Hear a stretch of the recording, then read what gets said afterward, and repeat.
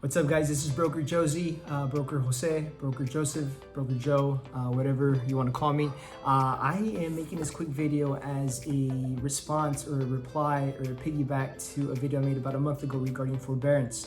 Okay, so because there's a lot of information coming out, so if you own a home and you're going through this process, listen closely because it's going to be good information. I have about 5 key points. Okay. All right, so deferral versus forbearance. When you call your loan servicer, you want to ask for a deferral of your loan payments, not a forbearance. Deferral means that what they're going to do is you're going to freeze your account so that they can add the payments on the back end of the loan.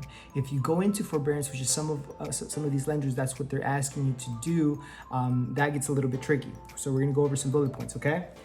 All right, so item number 2, this is actually an actual letter that my client sent to me, and their company or her company is just offering a forbearance. So basically what it's saying is options to resolve your delinquency may include a reinstatement, repayment plan, or loan modification. Reinstatement plan sounds great, but what that means is that they're requesting the lump sum once your forbearance period is over, which is absolutely crazy. Okay, so do not go with that plan. What you should be looking for is a repayment plan or a loan modification so that those missed payments can be added to the loan. The best case scenario, it gets added to the back end of the loan.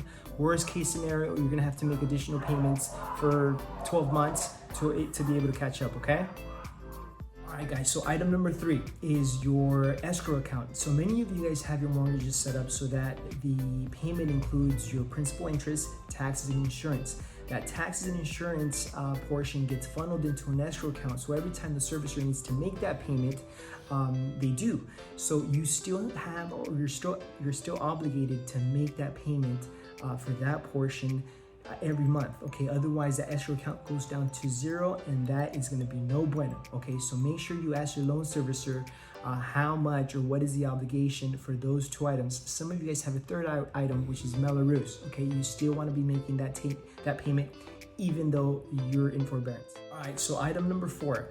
Some of you are asking, is this going to affect my credit score? What I am hearing is that some of these companies, although they're not supposed to, are reporting this to credit agencies. So what I would suggest is if you plan on buying another home in the next 12 months, do not go into forbearance, do not go into deferral, because it's coming up in loan applications where they're asking you, hey, have you ever applied for forbearance? And if you say yes, that may affect you being able to buy another home for at least 12 months, okay?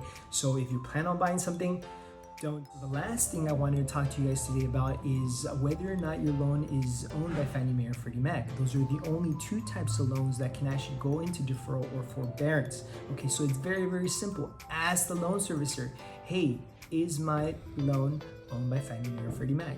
If they don't want to answer the question, go ahead and DM me below or text me loan ? And I will be more than happy to send you a quick text with the websites where you can check yourself. Very, very simple process. You input your basic information and it'll tell you exactly who owns your loan. Okay? Stay safe, stay blessed, and hope to see everybody soon.